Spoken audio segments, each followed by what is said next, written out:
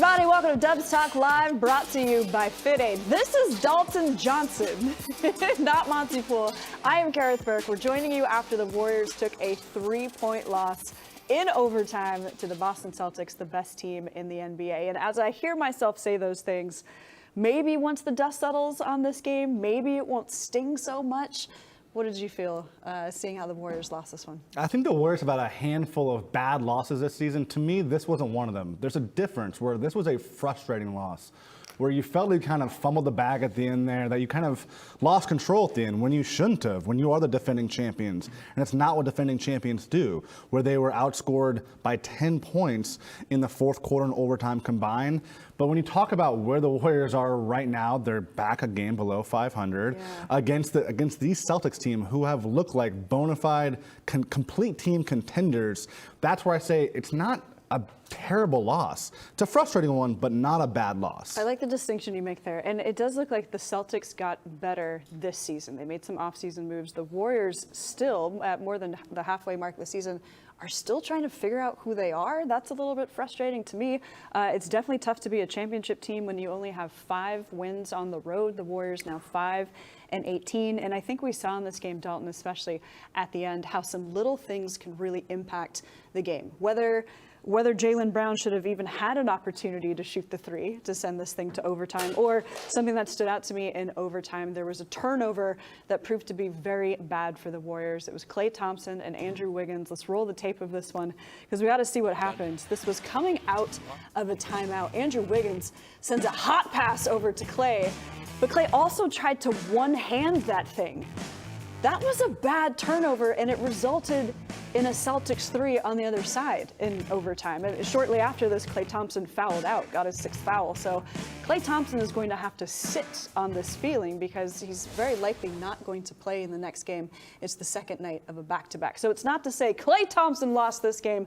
No, it's about small margins in very tight games against very good teams. And the Warriors are on the wrong end of that margin. And the Warriors' margin for error this whole season has been small, right? It's not like you can kind of just show up. I feel like this whole season they've been looking to flip that switch. And these are the kind of teams that you got to go, what is our margin for error? And right there, the little differences of one hand compared to 2 from catching that. He's wide open in the corner. You want to find Klay Thompson in the corner taking a 3-pointer. And who knows where the game kind of flips after that, right? I believe it was a 4-point game. He makes, I mean, it was either a 4-point game, 6-point game. So it's really close. Yes, and then the Celtics have that 3. Exactly, right? And then it's just that domino effect, that snowball effect of kind of either from up or to, and that's the frustrating part, right? Where again, the margin for error, the difference between a bad loss and a frustrating loss to me is a great example that you just pointed out right there. Okay, this is why we have you on the show, the difference between and okay. Thank you. This is analysis. This is Dalton Johnson. And also you mentioned small things. The Warriors had a small lineup in this one. Steve Kerr opting to put in Jordan Poole in the starting lineup and removing Kevon Looney. And Steve Kerr talked about the decision postgame. Just wanted to open up the floor, give us a little different look, maybe get a spark. We're past the halfway point, and we're 500. Like let's try something different. I think I'll keep doing it. We'll see how it goes. It went well tonight. Loon was great off the bench, and obviously we're still. We still got some injuries, so and we just decided to keep it tight with the 8-man rotation. But I thought everybody came in and played hard, played well. But like I said, you got to close the game, especially on the road against a great team.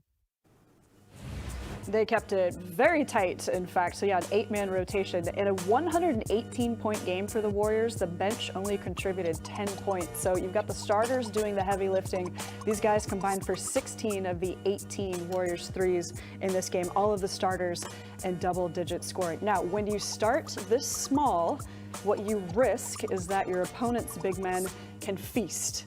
And I think the Celtics did that a little bit tonight. Yeah, talk about kind of contrasting styles right there with that kind of small versus big, obviously, right? And it was really fun to watch as far as Steve Kerr's decision, because it seemed kind of like a late decision that the Celtics start big with Al Horford and Robert Williams.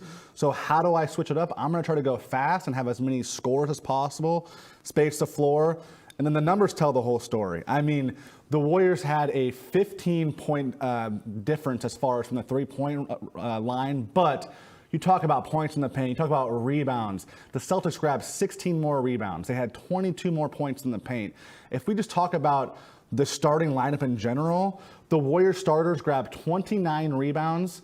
The Celtics starters grabbed 54 rebounds. That is a huge difference. 54! I'm looking at 79 total rebounds for the Celtics as well. Whew. Yeah, that is, again, we talk about kind of modern NBA versus the past, right? Yeah, and you talk about kind of the dying breed of the big man versus what is it? And then Al Horford's someone who's big, strong, that veteran cagey type player, but he can step back and make a three-pointer. So it was really interesting to see how Steve Kerr almost treated this like a playoff matchup. And for him to do this going forward is going to be really fun to watch, you know, how he picks and chooses, because tomorrow is the second day of a back-to-back. Probably no Klay Thompson. So does that mean that Kevon Looney is back in the starting lineup? Does it, you know, how do they mix and match that? So I really want to see what Steve does after this. Well, how he builds off of this. That's a great question, because ordinarily it'd be Looney in the starting lineup, but if you want to keep going small for that spark that Steve says they're looking for, would it be Dante in the starting lineup then? But I don't know. I don't think they're going to get cute with it. I actually think maybe it'll be Kevon Looney. But in those situations where you have all your players and nobody's sitting on a back-to-back, that the Warriors could go small would be very interesting. And that says they trust their three-point shooting, which has been part of their identity for a long time. So if the Warriors are going to shoot a lot of threes, then likely your opponent is going to try to feast inside. That's an interesting kind of game to watch, because there were points in this game where I wanted to yell at the Warriors, attack a little bit more, but it's tough when you've got those tall trees in there. Exactly, right? Where before the game, Steve Kerr's talking about the Celtics are massive, and it's because they're so long, they're versatile. You even talk about Marcus Smart, who's a point guard, but it's another guy who has such a long wingspan. He's rangy, you know, and I think that's more what Steve meant by massive than anything else. Yeah, you have your Al Horford and your Robert Williams, but it's not just a bunch of 7'3" guys by any means, right? It's the fact that they're versatile, they're strong, they're long, and you got to find ways to mix that up. And the Warriors, yeah, they've lived on the three ball in the past, no doubt about that. But the three ball has been up and down this year. You know, it was Steph's first game back in Boston, and there was times when it was, wow, okay, he's becoming Boston enemy number one again. Yep. But then you look and also, and it's, man, he's not finding that rhythm. You know, if you're only going to live by the three-point line, you can either go from here, but then drop down really quickly, really easily. And I think that's the concern, is that if you just live too much from beyond the three-point line, that you're just going to give easy shots, easy mistakes for the other team to take advantage of. Yeah, while you were talking, I was looking up Al Horford's age. He's 36, but it looked like in this game he rewound the clock a little bit. I'm thinking of that play where he blocked Jordan Poole right on the glass, and then I think on the other end he had a three-pointer. So a big game for a big man like Al Horford. The Warriors are 3 blocks, actually. My producer just let me know too. Thank you for that note. So yeah, it kind of reminds me of the ways like the Warriors can be vulnerable when they don't have size on the floor. And it seems like they're not going to have a lot of size on the floor. It seems like this team is going to ride with Draymond Green and Kevon Looney, which so far so good, but I would hate to see those guys get worn down. And then James Wiseman, who is a completely different story. Let's talk about Wiseman later in the show. I do want to show you, because you mentioned Steph Curry, 29 points to lead the Warriors tonight. He had one of those amazing, incredible, absolutely fantastic Steph Curry type of buzzer beaters. What were you thinking when you saw this, Dalton? Steph is Steph. Are you kidding me? Again, and I said Boston enemy number one. Yep. They have to be like, really? You're doing this to us again? It's going to be one of those type of nights. I mean, this was more than 46 feet, and he just drains it. Like in the snow! Oh, look at the scowl. He loves it. He loves being kind of that hero and villain at the same time. Yes, and our trusty producer, Dan, again, noticed this one, that Curry has had a few of these shots before. His 5th made shot at 45-plus feet in his career. Matches what Zach Randolph and Jamal Crawford have done since they first started tracking this thing in 96, 97. When you talk about logo shots, this wasn't the edge of the logo. It was like all the way back. It was 46. And I love it when other NBA players watch too, because you know they're fans of this game. And that's what prompted Donovan Mitchell, who the Warriors are going to see tomorrow, and Kyle Kuzma say, that's Steph Curry. All right, the Warriors have a back-to-back. They will face the Cavaliers tomorrow. I was telling Monty pregame, there's a lot of emotional weight to this game. Like, what does it mean? Can the Warriors win, or can they at least be ready to play and minimize turnovers? Sort of, maybe it's on us to say moral victory, but this was the distinction between a bad loss and a frustrating loss, because the Warriors could have won this game. But they have to turn the page very quickly. They have the Cavaliers tomorrow. They want to wrap up this road trip on a good note. Do you think they're going to be, one, emotionally spent, or two, physically spent, considering how many minutes some of these guys played? Both. I mean, again, you're facing a very, very good Boston Celtics team where you had to rely heavily, like you said, on those minutes. And this is the second night of a back-to-back coming up against a very good Cleveland Cavaliers team who has size also. You talk about Evan Mobley, Jared Allen, all these guys who are long, strong. And then in the backcourt with your Garland and Donovan Mitchell, Mitchell's very strong, and then Garland's so quick like that. So you got to hope that they can turn the page very quickly, because the Celtics and Cavs are two of the best teams in all of the NBA, right? So I really want to see how they bounce back from this, because, yes, we just talked about the emotional and physical toll of this, but when you talk about a moral victory, quote unquote, a frustrating loss compared to a bad loss, okay, how quick can you turn the page? How quick can you close the chapter and say, we need to open a new one? And the fact is that we are the defending champions, that these Warriors aren't the Warriors of last year, but can at least kind of face themselves in the mirror and go, look what we just did against the team that looks like the best team in the NBA right now. And we battled to the very end, battled through overtime, and we can still do this. And Steve Kerr did say, I know that we still have that in us. So I'm hoping that they can kind of find that out of them instead of just the exhaustion part. Yeah, this road trip so far, win, loss, and they have game number 5 in this 8-day trip against the Cavaliers tomorrow. So they could still come away with a winning road trip, although we know the ways that it might be difficult. All right, coming up next on Dubs Talk Live, brought to you by FitAid, we're going to take a look at some of the individual performances, like Wiggins, like Draymond being 1 assist away from a triple-double, and how did Jordan Poole do in that starting lineup? We will talk about it next. Dubs Talk Live is presented by FitAid Clean Energy and Sports Recovery, the energy drink for athletes. FitAid Energy is naturally sweetened with only 15 calories, no sucralose, no aspartame, and no compromises.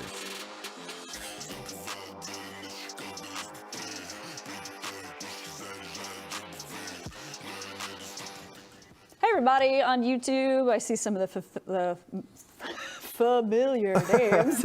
Enunciate. Kevin is saying no moral victories. Mac Bolan is saying, sorry, I'll take a real victory instead of a moral victory any day. Yes, of course. But I really liked your distinction between a bad loss, which is what they had against the Orlando Magic or the Detroit Pistons, and a frustrating loss where the Warriors had this in their hands, but at least they competed better than they have in previous big moments, big games. And I would say the Warriors are not fans of moral victories. They're not going to. No, they don't want. They're not going to hang a banner at Chase Center that says 3-point loss in overtime to the Celtics. No. It's not going to happen. So again, we are on the same page as far as no moral victories. Yeah. But you do have to be able to look at yourselves against these kind of teams. Yeah. The Celtics, the Cavs of the world. These are contenders. Yes. Like, these are not middle of the pack type of teams. Like, the Warriors have had a lot of trouble with the Eastern Conference this year. But these are maybe the 2 best or close to the 2 best in all the Eastern Conference. So we're past the midway point now. We're getting closer to the All-Star break, closer to the trade deadline, and you got to just be like, how do we look against these kind of teams? I mean, they're below 500, and I think I saw one of those little stats underneath. The Warriors are 0 for 12 against teams that are 500 or better. Yes. That might just been in the East. I wish I had looked a little closer at that. But for a defending championship team, those are not good things. You have to beat the best to be the best, and the Warriors don't feel like the best right now. It's a strange position coming off that championship. It is, and they have beat the best at times. You look at that previous win against the Celtics, the win against the Grizzlies. Both of those wins were at home, though. This was on the road, and that's the difference right now with the Warriors. Yeah.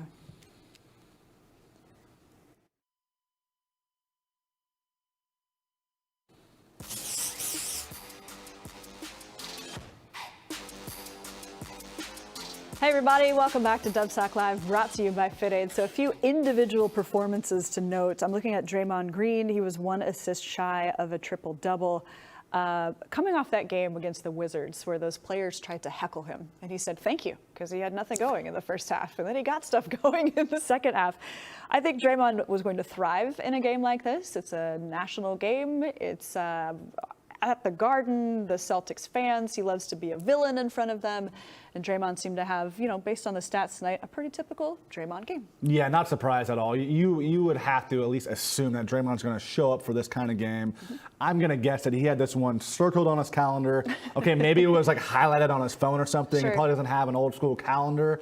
But I think that he was ready to return to the Garden. Yeah. He's said what he dealt with in the NBA Finals with those fans, what it did to him mentally. So you talk about what he just did in D.C. with the fans as far as the heckling back and forth. Mm-hmm. And I'm going to guess deep down he really wanted to have a big-time game tonight. And he had a very much of a Draymond Green style of game, very intense focus for Draymond tonight. Yeah, the 9 assists right there. He tried to get Steph going. He tried to get Clay going. Clay did get going early in this game. He had 20 points at halftime. It's his, I have this note somewhere, he scored 20 points in 8 of his last 9. And then, of course, this is also a defensive challenge game for Clay, whether he's on Jason Tatum or Jaylen Brown occasionally. So all of these guys scoring in double digits also had their work cut out for them on the defensive end. I sort of lost where I was going to go there. I've got a whole bunch of guys to talk about. We talked about Steph's buzzer beater, but I also want to talk about how this was a challenging game for Steph. Although he led the team in scoring, that was in 43 points. The Celtics made this game hard for him. It looked like they really frustrated him tonight. Yeah, not surprised by that, just because I kind of go back to what Kerith talked about pregame with the massiveness, right? And these aren't just a bunch of trees as far as massive. They have so much length, and they're a really good defensive team. I mean, they have been either the best or near the best of defense these past 2 seasons. And we've seen how successful Steph has been, but at the same time, he is coming back from that injury. He has had a kind of a slow start and then ramped it up these last few games. So the efficiency wasn't quite there tonight. Yeah. You look at where he had 29 points, but 9 for 25, 6 for 18 from deep. Not exactly what Steph Curry usually shoots from the floor. So I think that there's going to be some shots he really wishes that he had back. What really surprised me was the fourth quarter. Mm-hmm. The fourth quarter, I wrote it down, he was right here, was 1 for 7 overall, 0 for 5 on 3-pointers. In that final 3-pointer with regulation, you never want to say, hey, Steph, don't play hero ball right here, because it's Steph Curry, of course, right? I think that might be a decision he looks back on and goes, maybe I pass it to Klay Thompson in the corner. Maybe I drive and at least get fouled there, the possibility of that, right? So I think that with the 3-point shooting, there was some settling. But overall, hard to really fault Steph with the defense and the pressure that the Boston Celtics did put on him. I would imagine that fourth quarter, the Celtics' mantra was Steph Curry will not shoot a 3, and their defense reflected that. And then also, as you get into the fourth quarter or even overtime in a 43-minute game for Steph, fatigue sets in, I would say. That he had an air ball in this game. It's like, Steph, that is shocking. So, it seems like this was a game where the Warriors had to expend a ton of energy. Somebody who kind of got his 3-point shooting going a little bit more is Andrew Wiggins. 3 threes in this game. He was slumping a little bit from 3, and it's not 50% from 3, but you just want to see Wiggins feel like himself a little bit. And he hasn't necessarily, as he kind of ramps up, we know people love that phrase, coming off of the groin injury and then the illnesses that he was dealing with. Yeah, I think what was impressive was the fact that he only had 5 points at halftime.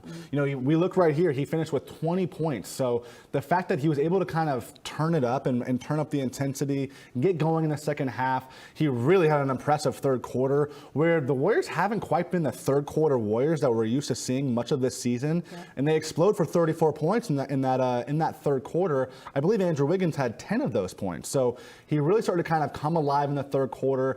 But it's the fact that we're starting to see a little bit more of two-way Wiggins. Hey. And what I mean by that is you look at Jason Tatum.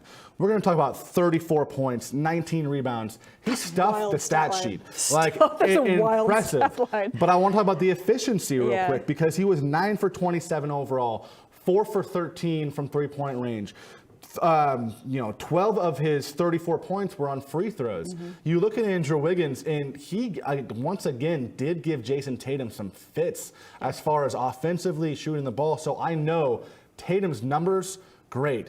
But you talk about the finals, you talk about earlier this season and tonight, the Warriors efficiency-wise have been able to kind of lock down Jason Tatum a little bit, who is playing like an MVP this season. Yeah. You are exactly right there. He had a same efficiency-wise night that that Steph Curry did. Also, Andrew Wiggins, to back up your point, 4 blocks in this game.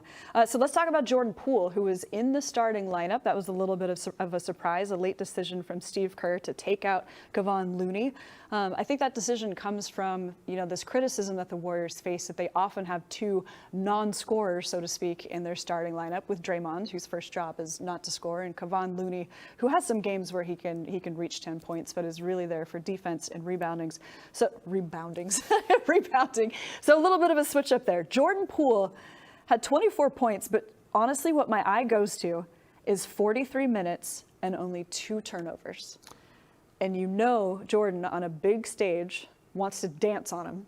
Maybe he did a little bit, but he only did with 2 turnovers. That's impressive. That's very impressive because we know how he can get a little out of control because he's so fast. He's so quick. Yeah, exactly right. He can dazzle so well with that ball, but this whole season, Steve Kerr and the rest of the staff have been working on just kind of controlling Jordan, because it's, hey, if you play at your own pace, you can still score your points. You can still get your 24 points. So the 2 turnovers definitely stand out. But what stands out to me a lot is 6 rebounds and 3 steals, because it shows to me he was locked in on both sides. Steve Kerr praised Jordan Poole's defense tonight. If he's going to be in a starting lineup, he has to be able to help defensively. Yes, it helps having Draymond Green. Yes, it helps having Andrew Wiggins. But Jordan Poole has to be able to at least hold his own defensively. And I thought he really did that tonight. So 24 points is what Jordan Poole can give you. But for him to play strong, at least locked in, focused defense, that went a long way to me. Yeah, very likely staying in the starting lineup for the next game. As Steve Kerr said, he's still searching for that spark. All right, coming up next on Dubs Talk Live, brought to you by Fit Aid, we are going to talk about who the Warriors expect to have back, and could it happen as soon as tomorrow, because they really need some reinforcements. So stick around for that. We'll be right back. Dubs Talk Live is presented by Fit Aid Clean Energy and Sports Recovery, the energy drink for athletes. Fit Aid Energy is naturally sweetened with only 15 calories, no sucralose, no aspartame, and no compromises.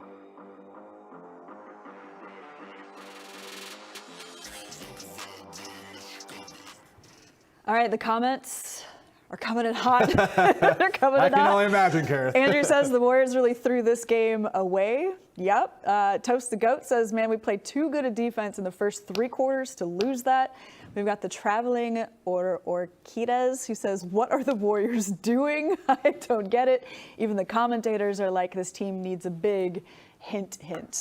We need to talk about that in the next block, because the Warriors thought they had their big. They thought it would be James Wiseman. That's not the way that it's worked out this season. So, yes, we will get to that in just a moment. Ah, buddy, a sad day for the Warriors. Man, oh man, you guys. Jeez. Catherine is asking, when is the trade deadline? That is February 9th. Our Monty Poole keeps reporting that maybe he feels like the Warriors are going to do something. Now, how splashy that is, how big that is, yet to be determined. But he knows that the Warriors will listen to offers and perhaps make the first move on a move themselves, just to see if there's anything that they can shore up. And based on the fan conversations, they're looking at that big man spot. I understand why. Yeah, understandably why. I think that the Warriors, they're being realistic, obviously, right? They have their nose to the ground. And that's where kind of these 2 timelines and trying to find the bridge and the gap where it comes into play, where you're talking about money-wise, you're talking about trying to extend this dynasty, extend the future. But at the same time, Steph Curry is turning 35 years old in March. Yeah. You can't waste these years, right? And these standings have been so jumbled. The Warriors came into the night, came into the night in the 6th seed. Now they're in the 9th seed, and tomorrow they can be in this seed. It's just so close together. They have to at least be realistic with themselves. Mm-hmm. Yeah, I know what the other reporter reported, but our Monty Poole is considering and hearing that there could be a small action.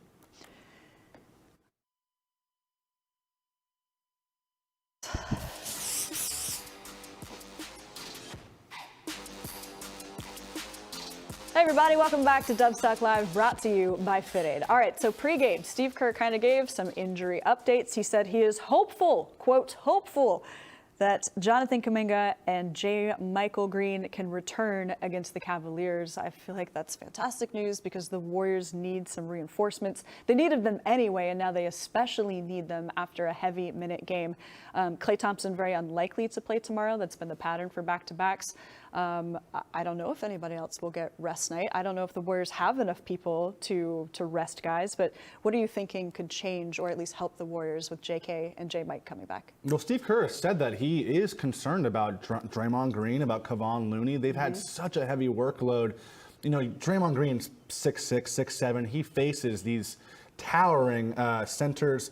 Kevon Looney, he's 6'9". He faces these big men on a nightly basis as well. So I think to give them any kind of breather, any kind of rest, we know Kevon Looney is extending that consecutive game streak played. He wants to play every single night. He's the Iron Loon, right? But just getting bodies right now is going to be huge. Getting size is going to be big time. Talked about with Steve Kerr when I was in San Antonio, what are you missing the most from Jonathan Kuminga? He said his physicality, his defensive versatility. To get both of those things, especially against a very good Cleveland Cavaliers team, will be big time. When your coach comes out and says, I am concerned about heavy minutes for the two centers on the team, it feels like you would hope the front office would listen to that. And I feel myself getting less and less patience for this season and what the Warriors are trying to do, which is develop guys. Understandably, that's important too for your future. But when you have Steph and Klay and Draymond, who will go down in NBA history as one of the best trios this league has ever seen, and you have a championship window remaining, I think you have to do everything possible to seize on that opportunity and give yourself the best opportunity to win a championship. If the Warriors are thin at center, they need a center. I don't feel like this is anything earth-shattering. They thought James Wiseman would be that guy. Injuries have made it so his development hasn't matched where the team is. James Wiseman has missed the last 9 games straight with this left ankle sprain. He's played in 19 of the team's 45 games this season. And I think when James Wiseman comes back, will he play 10 minutes? Will he play 15 minutes? Can he just be a reprieve for some of these guys? I don't know if that's enough. And I'm kind of pushing in that direction to say the Warriors need to do something at the trade deadline. Yeah, it's hard not to agree with you because, again, you just said, you know, what's he going to be when he comes back? It might not be fair to ask too much from him as well. You're talking about the playoffs and all of these. The Warriors need help right now. They know that they have championship DNA and a championship big three like you've talked about, and then you add a Wiggins, a Jordan Poole. But this team needs help. It's simple as that. They're 22 and 23 for a reason. The trade deadline is going to be very, very interesting this season. Okay. That was my rant for today. Thank you for being witness to it. It's great to be with you, Dalton. All right, we'll be back here in about 24 hours, guys, when the Warriors face the Cavaliers. Thanks for watching Dubs Talk, brought to you by FitAid.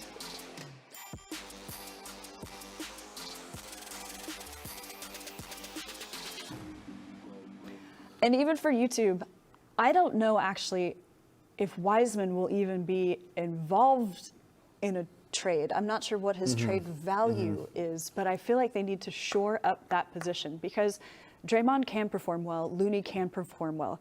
I think it's not them. I think it's the flukiness of an injury. And one injury to either of those two guys can really derail things for this team. It's always smart to have an insurance policy. The Warriors thought the insurance policy would be James Wiseman. I think history has told us with James Wiseman, you can't necessarily count on him. And will he be ready to play at a high level when he's missed so much time? I say all this as a fan of James Wiseman. I'm really cheering for this kid. We've talked on this show and on the podcast about maybe there's a different fit somewhere else for James Wiseman where he can continue his NBA career. I just don't know what to do with this guy or what he can do when he comes back. And I feel like the Warriors need some outside help.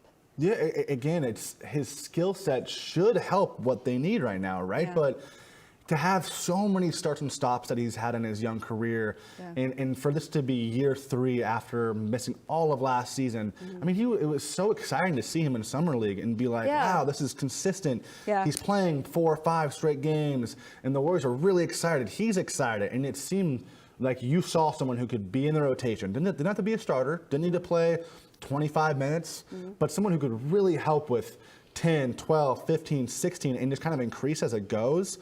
but it's just not there right now. And you talked about, if he misses 9, 10 straight games, comes back off of an ankle injury, what are you going to expect? Right now, this is not someone who can be in a playoff rotation.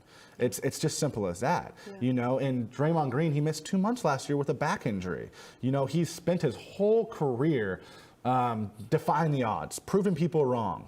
But he's also going to be 33 years old in February. Steph Curry is going to be 35. Klay Thompson's going to be 33, coming off of 2 brutal leg injuries.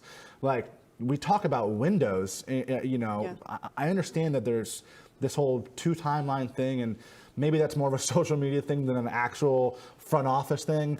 But at the same time, let's also think about the 1 timeline when it comes down to Steph Curry, Klay Thompson, Draymond Green. Yes. In my mind, that's the timeline that matters. That's the one that you have to honor for this organization. Yeah. You have to. It would be malpractice. It would be negligence if you didn't seize on this moment, the last good years they have together, to do everything you can to win. I completely agree. Okay, and I don't want to prompt you. You don't have to agree with me. No. Yeah. I mean, hey, I'm the one who said it. That's the Yeah. timeline that you need to. I'm going to use the word respect. Yeah. Honestly, I would love to be in a fly in the wall as far as Steph talking with these guys, Draymond talking with these guys, because we know what their voice does. Look what it did in the playoffs last year with somebody like Kevon Looney. When they're in the middle of that series against the Grizzlies and they say, like, we're getting our butts kicked on the glass right now. We need help. We need Kevon Looney. Bring him back in there. And he has 22 rebounds. And he's getting MVP champs at Chase Center. Yeah. So, these guys' voices should matter. And that's the simplicity of it to me.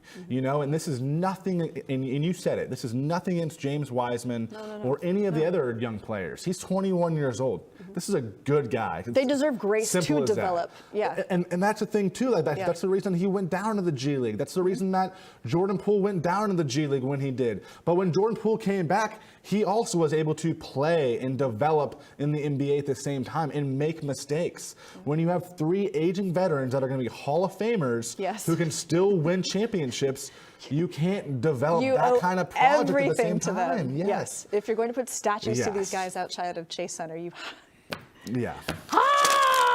Okay.